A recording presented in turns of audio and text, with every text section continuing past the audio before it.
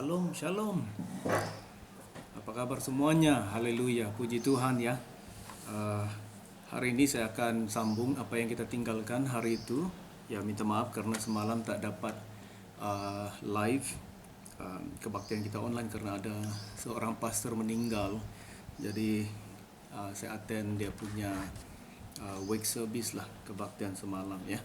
Puji Tuhan. Tapi saya record ini supaya saya boleh kirim di WhatsApp grup kita, dan kamu boleh dengar dan sambung apa yang kita telah tinggalkan hari itu ya, tentang doa. Doa sangat penting dalam kehidupan orang Kristen. Kita sudah sentuh tentang doa ya. Mengerti apa itu doa. Sesi pertama kita hari itu kita mengerti apa itu doa, tujuan doa, dan juga apa yang kita boleh harapkan apabila kita berdoa. Dan ada beberapa orang yang mengatakan pengalaman mereka tentang doa ya, puji Tuhan. Juga hari itu saya juga sentuh tentang sikap-sikap kita di dalam doa ya. Sikap dalam doa penting sekali. Mengampuni, untuk kita regular ataupun tekun di dalam doa ya. Kita tekun untuk berdoa, alright. Juga kita harus merendahkan diri apabila kita berdoa ya, merendahkan diri. Juga sikap jujur ya, jujur untuk datang dalam Tuhan, dan juga patuh atau tunduk kepada Tuhan. Salah satu cara untuk tunduk kepada Tuhan adalah untuk mentaati firman Tuhan. Itu penting. Banyak orang bercakap tentang tunduk kepada Tuhan, pimpinan Roh Kudus, mendengar suara Roh Kudus, padahal firman Tuhan itu sudah ada, Tuhan berikan kepada kita. Banyak orang katanya mau ikut Roh Kudus tapi tidak ikut firman Tuhan. Ya, firman Tuhan itu yang pertama dan utama dalam kehidupan kita. Ya, seperti yang saya janjikan minggu lalu, saya akan sambung dengan topik 7 kunci untuk doa yang efektif ya. 7 keys to effective prayer atau powerful prayer. So 7 kunci ini penting untuk kita terapkan dalam hidup kita, untuk kita praktikkan dalam kehidupan kita. Mungkin kita tidak lakukan secara tersusun pun atau in order, tetapi kita boleh ingat dan kita aplikasikan dalam hidup kita. Kita jadikanlah ini sebagai suatu cara hidup kita. It's a lifestyle. It's a lifestyle. Alright. So mari kita mulakan pada hari ini. Saya harap ini mendorong kita dan memberikan kita suatu injection untuk mendorong kita untuk berdoa kepada Tuhan. Puji Tuhan. Haleluya. Mungkin kita mulakan dalam doa lah sebelum saya masuk dalam topik ini. Tuhan, terima kasih. Pada hari ini kami berdoa Engkau berkati kami lewat firman-Mu, berkati kami lewat perkongsian ini tentang 7 kunci untuk doa yang efektif. Bapa, kami berdoa Engkau berkati setiap hati yang mendengar, setiap hati yang mau belajar. Dalam nama Yesus kami berdoa Roh Kudus-Mu untuk menjamah dan memberikan kami pengertian dan hikmat daripada-Mu, supaya kami bertumbuh di dalam doa Tuhan. Kami berdoa Engkau tolong kami untuk membentuk kehidupan doa dalam hidup kami, supaya kami akan berhubung dengan Tuhan setiap masa. Terima kasih, berkati firman-Mu pada saat ini. Dalam nama Yesus kami berdoa. Amin. Amin. Puji Tuhan. Haleluya. Yang pertama, 7 kunci untuk doa yang efektif ini. Yang pertama adalah hidup di dalam kebenaran. Di dalam Yakobus ya. Yakobus. Saya akan pakai handphone untuk cari firman Tuhan karena lebih cepat untuk cari firman Tuhan ya. Tapi sebenarnya banyak Alkitab saya di sini. Ada Alkitab ini, ada Alkitab yang gede, kata Indonesia, Alkitab yang gede, yang besar. Dan ini yang saya pakai setiap hari untuk membaca karena dia lengkap dalam reference firman Tuhan, juga commentary di sebelah, di sisinya itu ada commentary. Ini Alkitab saya yang lama sudah.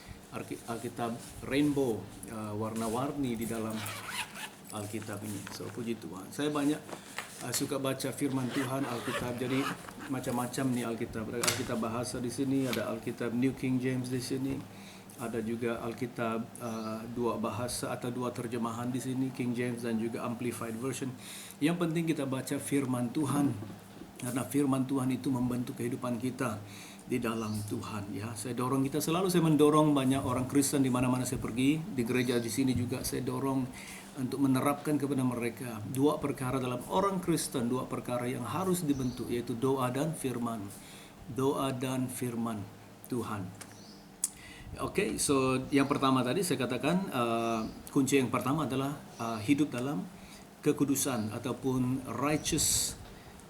righteousness ataupun hidup dalam kebenaran. Kalau kita baca bahasa Indonesia itu hidup kebenaran, bahasa Inggris righteous atau righteousness. Hidup dalam kebenaran ini adalah hidup berdiri benar atau berdiri betul di hadapan Tuhan,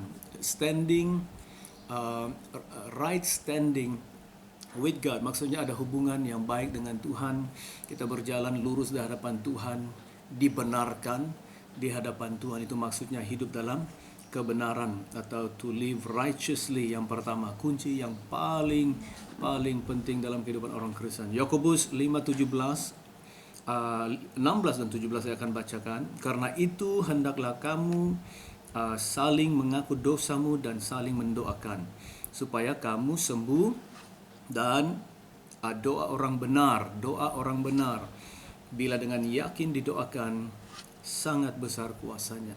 17, Elia adalah manusia biasa sama seperti kita, dan ia telah bersungguh-sungguh berdoa supaya hujan jangan turun, dan hujan pun tidak turun di bumi selama 3 tahun dan 6 bulan. Hidup benar, hidup kebenaran. Karena katanya di sini doa orang benar itu besar kuasanya, sangat besar kuasanya. So doa siapa yang besar kuasanya? Firman Tuhan mengatakan doa orang benar.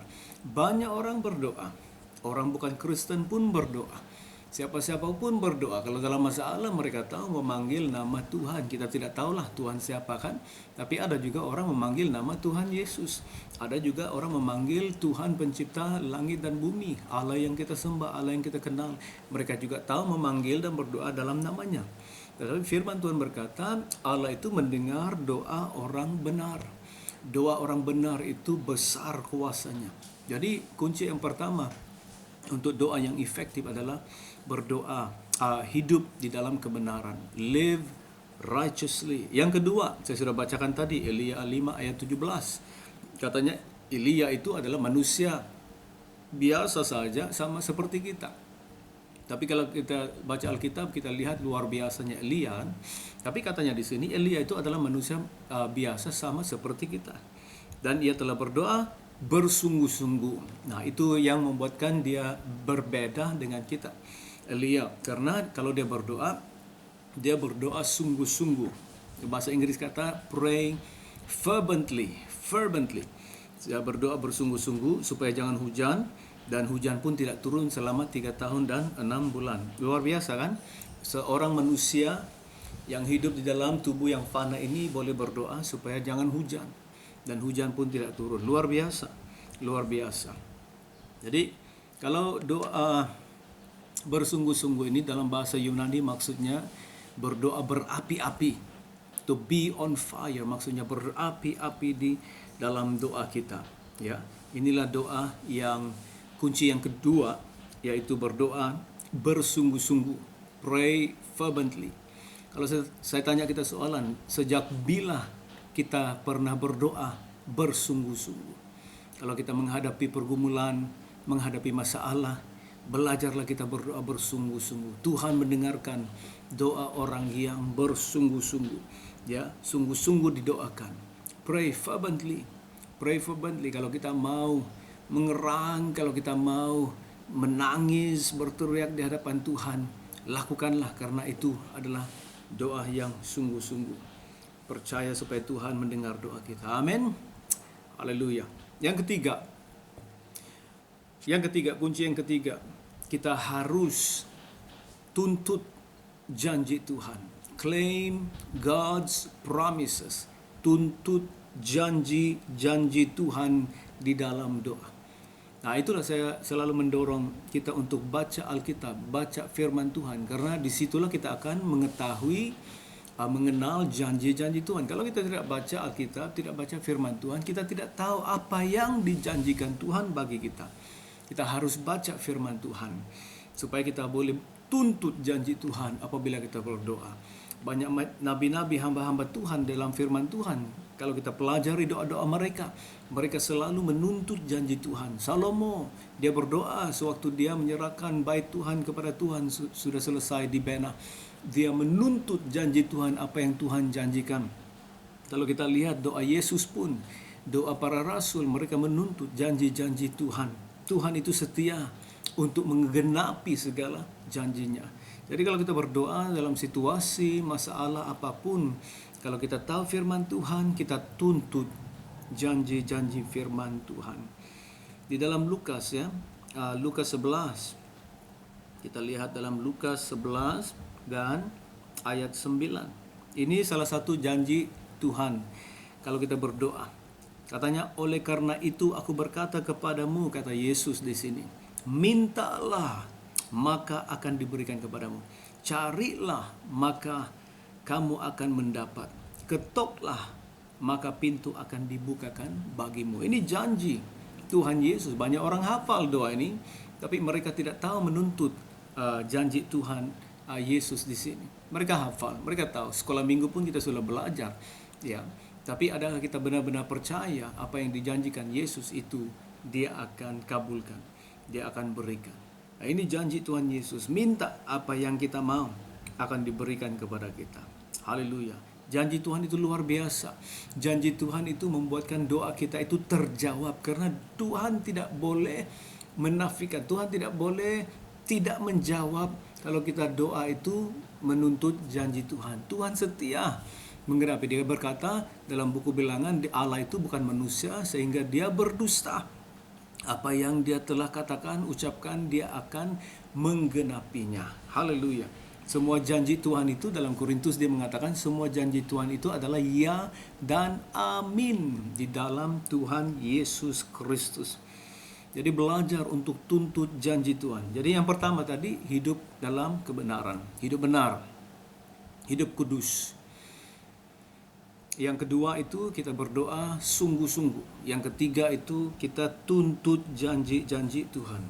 Yang keempat, kita harus tinggal atau diam. Dalam firman Tuhan mengatakan dalam Yohanes, kita harus diam atau tinggal atau menetap di dalam Kristus dan juga firman-Nya. Yohanes 15. Yohanes 15. Yohanes 15 dari ayat 4 sehingga 7. Yesus berkata, tinggallah di dalam aku dan aku di dalam kamu. Sama seperti ranting tidak dapat berbuah sehingga dari dirinya sendiri kalau ia tidak tinggal pada pokok anggur. Demikian juga kamu tidak berbuah jikalau kamu tidak tinggal di dalam aku. Akulah pokok anggur dan kamulah ranting-rantingnya. Barang siapa tinggal di dalam aku dan aku di dalam dia, ia berbuah banyak. Sebab di luar aku kamu tidak dapat berbuat apa-apa. Barang siapa tidak tinggal di dalam aku, ia dibuang keluar seperti ranting dan menjadi kering. Kemudian dikumpulkan orang dan dicampakkan ke dalam api, lalu dibakar. Ayat 7. Jikalau kamu tinggal di dalam aku, dan firmanku tinggal di dalam kamu, mintalah apa saja yang kamu kehendaki, dan kamu akan menerimanya. Satu janji lagi firman Tuhan. Tapi apa yang dikatakan di sini, kita harus tinggal di dalam Kristus dan firman Kristus. Karena dia berjanji kalau kita tinggal dalam Kristus dan firman Kristus di ayat 7 tadi, katanya mintalah apa saja yang kamu kehendaki dan kamu akan menerimanya. Oh, luar biasa firman Tuhan. Kadang-kadang ini kan kedengaran begitu simple, begitu basic, asas, tapi sebenarnya luar biasa firman Tuhan. Yang kelima, kunci yang kelima, kita harus beriman kepada Tuhan dan juga dalam doa kita. Banyak orang berdoa tapi mereka tidak percaya doa-doa mereka itu akan didengar Tuhan. Kita harus beriman kepada Tuhan. Dalam Markus 11. Markus 11. Dan ayat 23 dan 24. Markus 11 23 dan 24. Kita baca, aku berkata kepadamu, kata Yesus, sesungguhnya barang siapa berkata kepada gunung ini, beranjaklah dan tercampaklah ke dalam laut, asal tidak bimbang hatinya, tetapi percaya bahwa apa yang dikatakannya itu akan terjadi, maka hal itu akan terjadi baginya.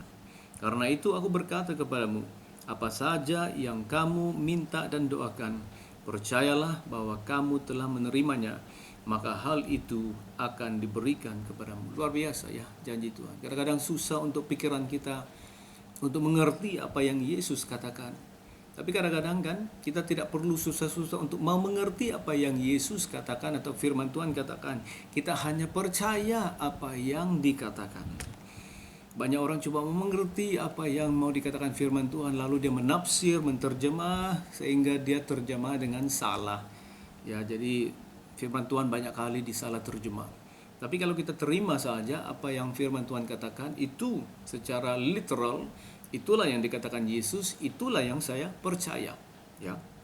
Jadi kata Yesus di sini kita harus percaya kepada Tuhan dan juga doa kita yang kita doakan.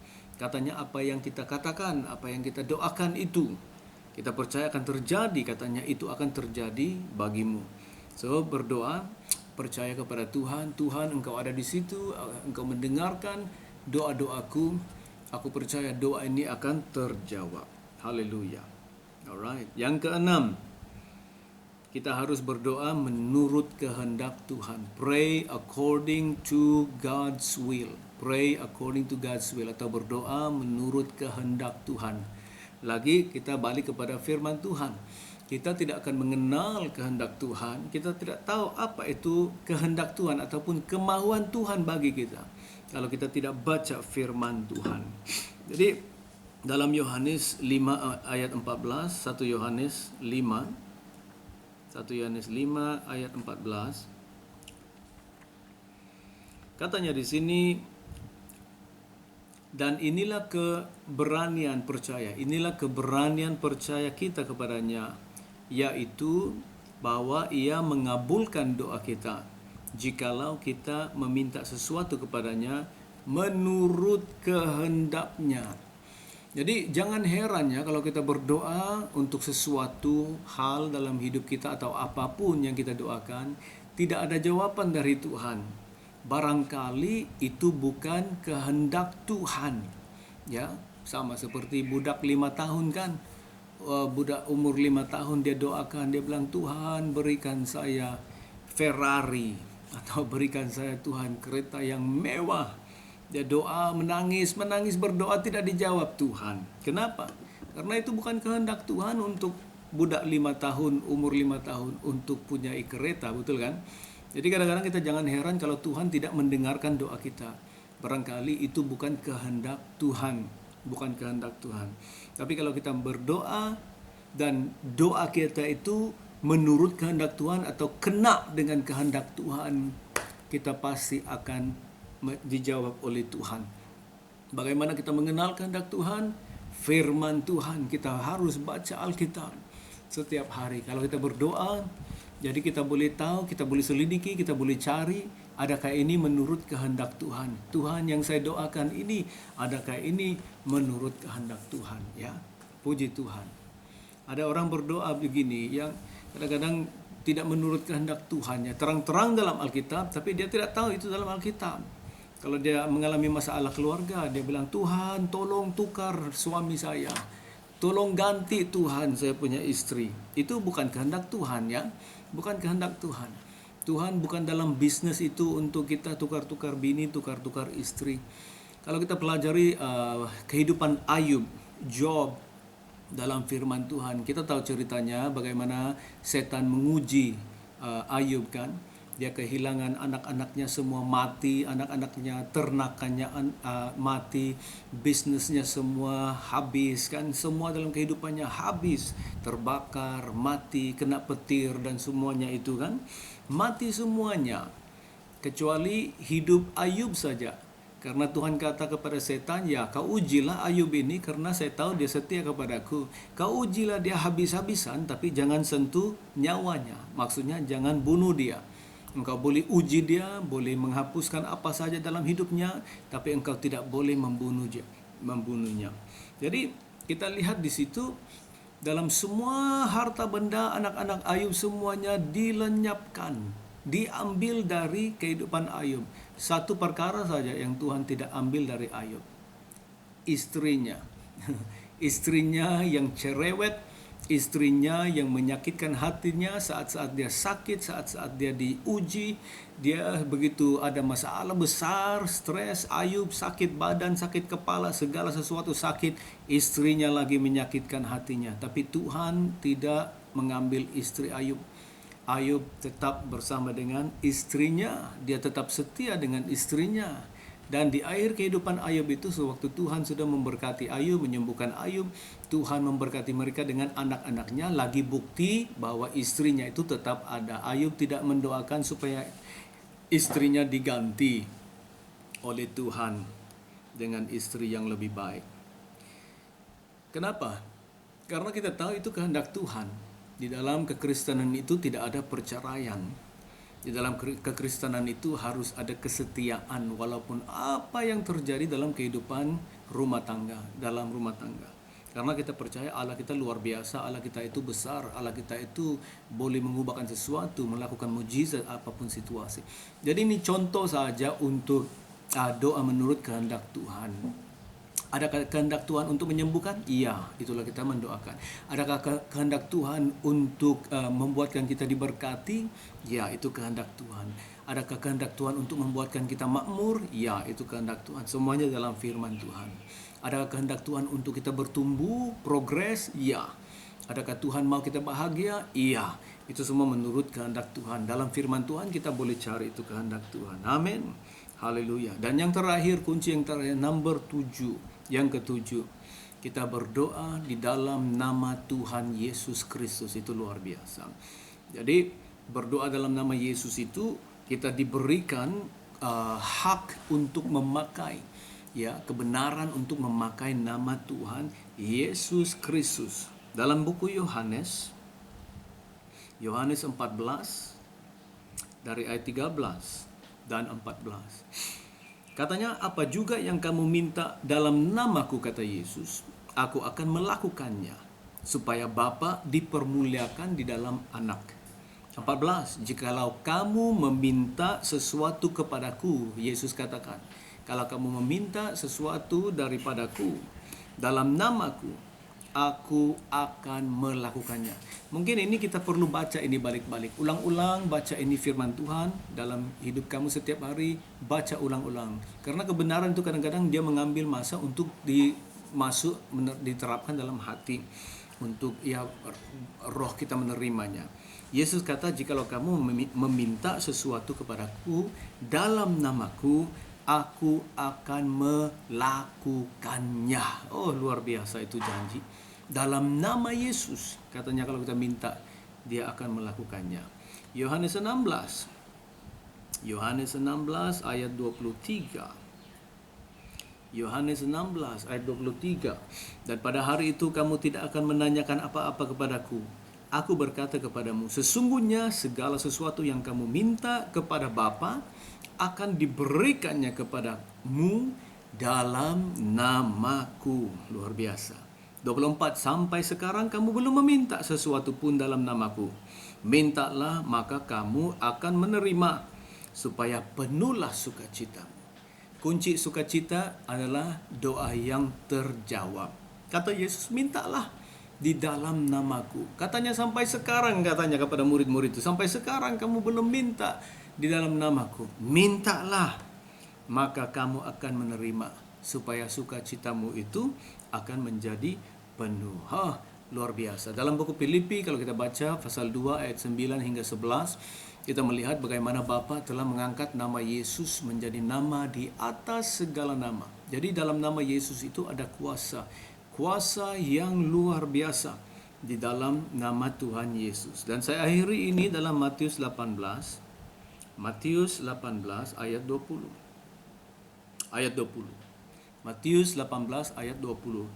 Yesus berkata, sebab di mana ada 2 atau 3 orang berkumpul dalam namaku, di situ aku ada di tengah-tengah mereka. Banyak orang boleh berkumpul, tapi kata Yesus, kalau kamu berkumpul di dalam namaku, aku akan berada di situ di tengah-tengah kamu. Jadi kalau kita ada pertemuan, cell group, kebaktian apapun, meeting, prayer meeting, kita harus sadar dalam hati bahwa kita berkumpul di dalam nama Tuhan Yesus. Kalau kita mau Tuhan menyertai, kalau kita mau Tuhan, hadirat Tuhan menyertai, kita berkumpul di dalam nama Tuhan Yesus Kristus. Nah, luar biasa, ini kunci untuk doa yang efektif. Kita praktikkan itu yang sangat penting. Bukan kita belajar dan kita dengar saja dan kita kata, oh itu saya pernah dengar dulu, oh itu saya sudah tahu dari dulu. Tapi kita tidak praktikkan dalam kehidupan kita. Kita harus praktikkan supaya hal-hal ini, kunci-kunci ini, firman-firman Tuhan ini menjadi sebahagian dalam kehidupan kita. Dia menjadi cara hidup, it's a lifestyle. Itulah kita. Begitulah cara kita hidup di dalam doa. Begitulah cara kita berdoa. Begitulah dia mengambil waktu, dia memerlukan suatu latihan praktis. Ya, kita lakukan. Bukan saja kita berdoa, oh Tuhan ya, oh Tuhan, tapi cara hidup kita itu, cara hidup kita membuatkan kita efektif dalam Tuhan. Kadang-kadang banyak orang tanya, Pastor, kenapa setiap kali kamu berkhotbah on fire dan semuanya itu ya memimpin pujian, kita merasakan urapan Tuhan ya, bukan saja kita menyanyi begitu, tapi kita melihat gereja ataupun orang yang menyembah Tuhan sama-sama seperti di bawah sama-sama menjadi begitu ya luar biasa. Itu cara hidup, it's a lifestyle. Bukan saja saya belajar untuk main gitar, pimpin pujian atau berdoa, belajar berteriak berdoa begitu bukan, tapi kita hidup di dalam doa, hidup di dalam kebenaran firman Tuhan, hidup di dalam kunci-kunci ini. Jadi saat kita melayani, di mana kita berdoa atau apapun, kita senantiasa diurapi dan senantiasa disertai dengan hadirat Tuhan. Oh haleluya, luar biasa. Walaupun kita jauh di antara satu sama lain, tapi saya boleh tolong dan membuatkan suatu pengajaran seperti ini dan impartasi seperti ini untuk kita membentuk kehidupan rohani kita di dalam Tuhan. Puji Tuhan.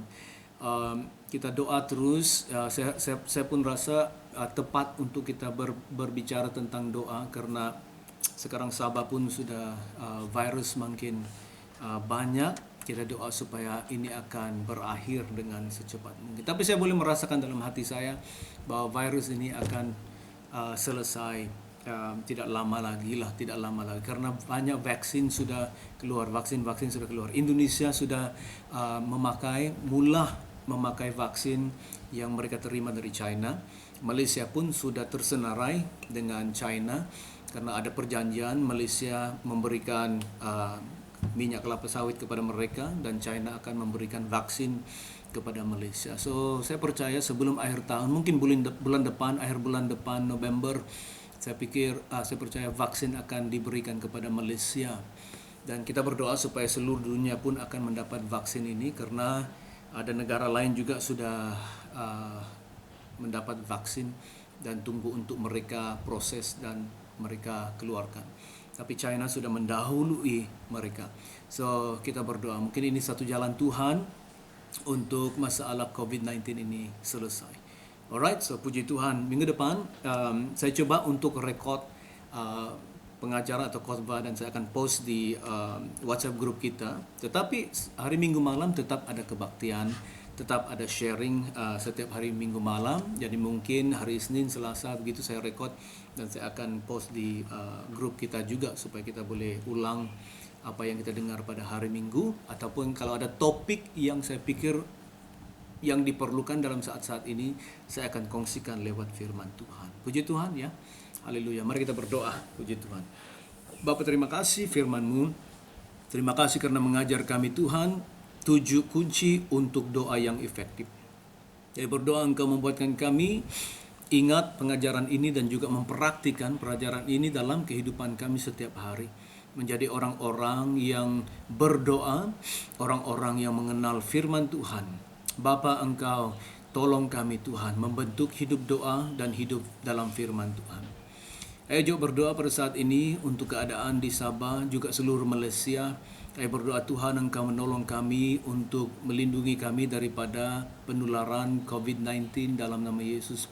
Bungkus kami dengan darah-Mu Tuhan, bungkus kami dengan kemuliaan-Mu, hadirat-Mu saat kami keluar masuk rumah Tuhan untuk melakukan pekerjaan kami, aktivitas-aktivitas kami. Engkau berkati dan lindungi kami Bapa dalam nama Yesus. Kami menyerahkan seluruh kehidupan kami menyerahkan keluarga kami dalam tangan-Mu Tuhan. Engkau melindungi, Engkau melindungi. Berdoa Tuhan, Engkau menghapuskan COVID-19, Engkau menghapuskan kuasa kegelapan yang berada di belakang COVID-19 ini Tuhan. Engkau membuatkan hidup kami merdeka, hidup kami menang, dan juga dunia ini bebas daripada virus COVID-19. Terima kasih Tuhan, berkati setiap keluarga yang kami ada Tuhan, anak-anak, suami-suami, istri-istri, pekerjaan kami Tuhan Engkau berkati. Terima kasih Bapa, berkati kami secara keuangan, berkati kami dalam kesehatan, berkati kami Tuhan di dalam persekutuan kami. Terpuji nama-Mu, kami bersyukur kepadamu, Tuhan berkati dalam nama Yesus Kristus. Amin. Amin. Puji Tuhan, sampai jumpa nanti. Tuhan berkati. God bless you. God bless you.